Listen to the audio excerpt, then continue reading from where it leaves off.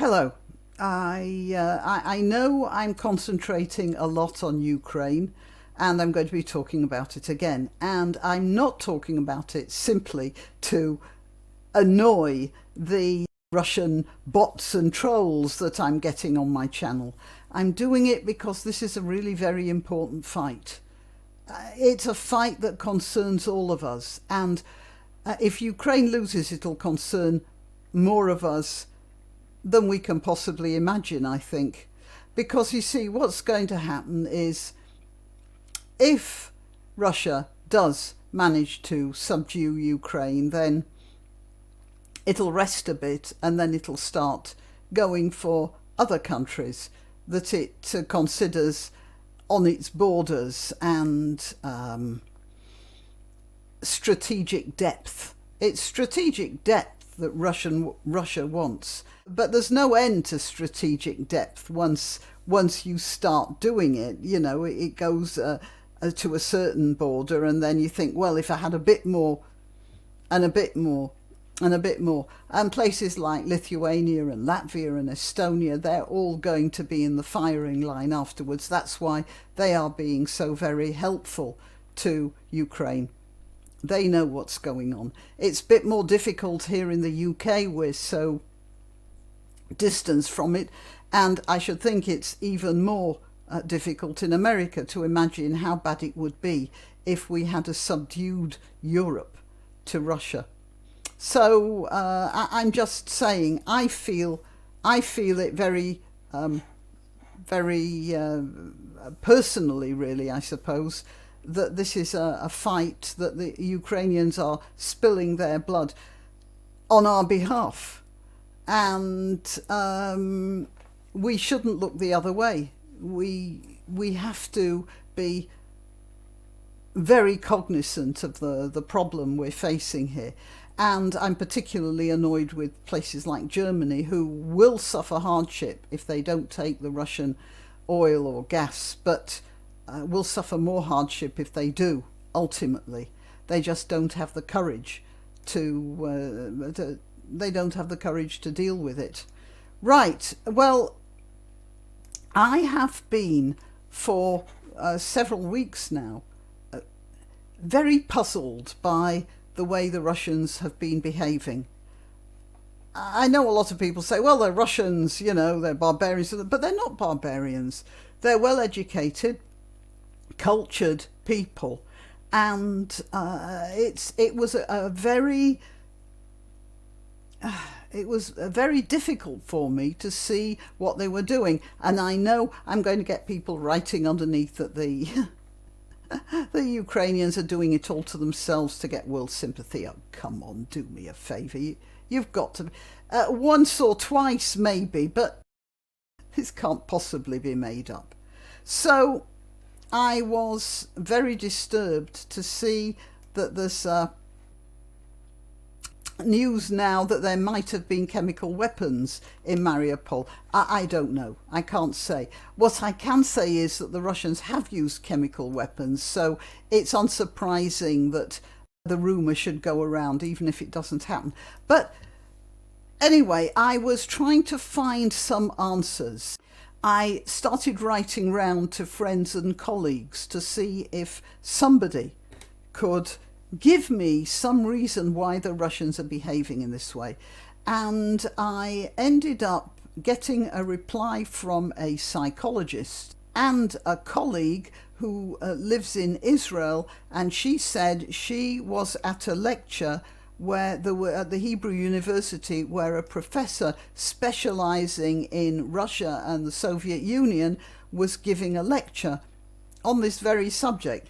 And interestingly enough, last night I saw an American 60 Minutes interview with Zelensky, and that was very interesting because you could see how he'd framed the situation so it looked a lot more dramatic. For instance, they were walking through the bomb shelter in the dark. Well, and it looked good, you know, with all the torches, but you don't need to switch the lights off in a bomb shelter. So I don't believe that. I think that was done for effect. I am just saying that because I want you all to know that I am aware of when I'm being played and when not. Despite that, I am pretty sure that Zelensky is in the right here. I think he was doing that light thing for what he surmised an American audience would find most dramatic. Just because you're making something dramatic doesn't mean that it's not true. So when Zelensky was being interviewed by the interviewer who had these reaction shots where he was looking thoughtful, I was quite disgusted with the whole thing, by the way. But what Zelensky was saying was important. And one of the things he said, which surprised me, was he couldn't understand why the Russians were acting in this way. He said he understood why they were trying to invade, but he couldn't understand why they were being so brutal about it. And that's exactly the way I felt. So at least I know my puzzlement. He should know better than me. If he can't work it out, then I feel a little bit less worried about why I can't work it out. Okay, this is what the psychologist said. He said, first of all, most Russians voted for Putin and love him. And I'm sure they do, because Putin pulled them out of a terrible time in the 90s when the Soviet Union was falling apart.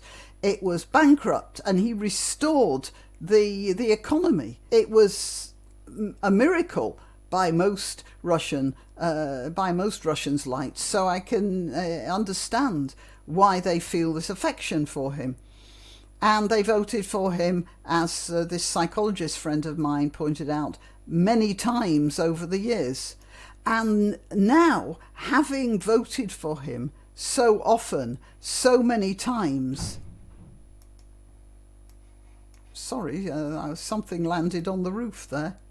Okay, having voted for him so often and so many times, he said a switch like that will cause... It's very difficult to start believing differently. A switch like that will cause cognitive dissonance, and most of us would use some quite primitive, unconscious and very primitive mechanisms to shield ourselves from changing our minds in that sort of a situation. That would account for why the Russian people in general are still going with Putin. And then he said they weren't ready for the war and believed it would take just a few days. And the soldiers can't give up, because if they tried to desert or stop the attack, they'd get shot. And hold that thought, because that chimes with something else that my friend in Israel was talking about. Now, he said the soldiers are angry and tired, and they're trying to do what they learnt as officers, that is to kill as many of the enemy as they can. They're not thinking about the future. He said the process is called de-individuation, which means that a person is acting simply as a part of an aggressive mechanism. They lose their individual morality in the group. Okay, and it says here it's very rare that someone has enough mental integrity to break out of a group and act differently in such a situation. All right, that's my psychological friend. This is what the professor told the students, the attendees at his lecture. The Russian military have a tradition of extreme violence and a disregard for human life, which is part of the culture and it's part of the socialization in the army. According to this professor, not only conscripts but ordinary career soldiers are subjected to extreme violence, to abuse and degradation, which includes beating and goes so far as killing. So officers have been known to kill conscripts and ordinary soldiers, apparently. Now, this makes sense, because the Soviet army got its training from the original Imperial Army, and or at least its set of morals from the Imperial Army. And if any of you have seen the Eisenstein film Battleship Potemkin, you can see how badly the sailors are treated, and that was the beginning of the revolution, according to Eisenstein. But it reflects an attitude in the Russian military, the Imperial Russian military, that went into the Soviet. Now, the Soviet soldiers behaved very badly in the Second World War. It's well known how badly they treated, for instance, the Germans. But I always assumed that was because of the years of barbarity that had gone before. Russia had been subjected since the beginning of the 1920s to all sorts of economic problems, strictures, the upheaval of communism and all the rest of it. And I assumed that the Russian soldiers were acting like savages because of their history growing up. But apparently it was already fixed in the Russian military mentality, and it's just been carrying through.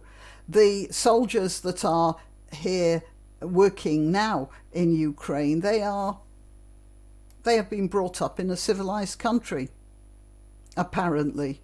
Okay, so this is what she was saying: extreme violence, including beatings and killings.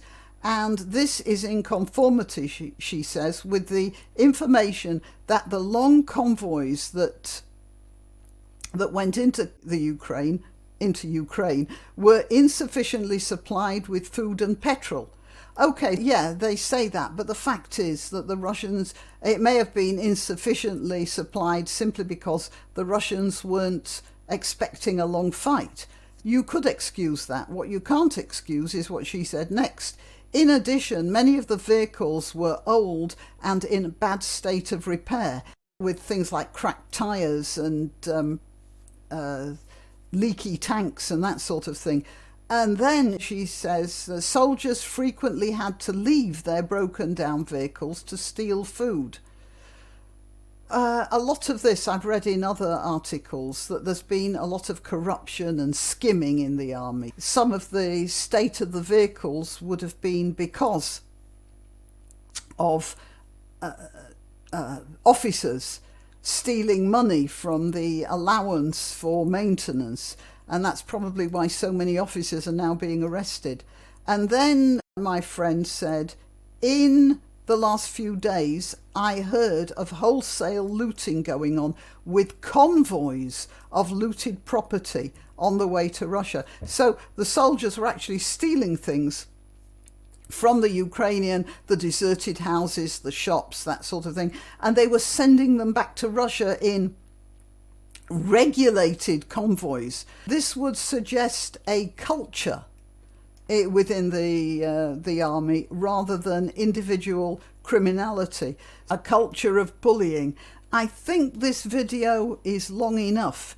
There is an article in the Telegraph that I'm going to read. I'll put that in another video because I know people don't have a lot of time for long videos. But first, this was intended to give you some idea of the Russian mentality, and also of the fact that even somebody like Zelensky was surprised at the level of savagery that the Russians have shown. And the interesting thing is that the Russians and the Ukrainians are supposed to be very similar. The languages are certainly very similar. It's still quite puzzling, but my take on it is that the Russian soldiers who went in there, they have always thought of the Ukrainian people as brothers, as similar. And when they got a very bad reaction from them, I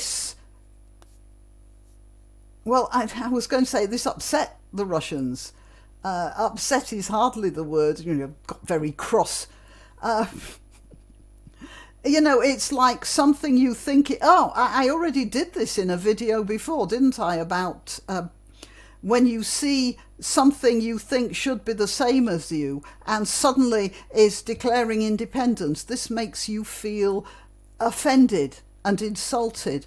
And yeah, I think that's probably what's going on here to a certain extent. All right, well, that's one. And I'll make another video in which I'll talk about the Telegraph article as well. So meanwhile, I'm Granny Opterix. I'm to be found on YouTube, Rumble, BitChute and Minds. When I upload a video, I let you know on Twitter, Gab and Parler, and there I am at Granny Opterix. And yeah, please push the like button, please support my channel and subscribe. That always helps. Sometimes in YouTube it's not of much use, but you can keep on trying, can't you? Subscribe and share and share. Yep. Okay, well, that's this video, and until next time. Why not treat yourself or a favoured relative or friend to these magnificent examples of merch? The mugs and t-shirts come in the Granny Opterix design or Grambo with a firearm or the more deadly knitting needles. Go to www.grannyopterix.com and whatever platform you're watching this on, please click like, subscribe and share, share, share.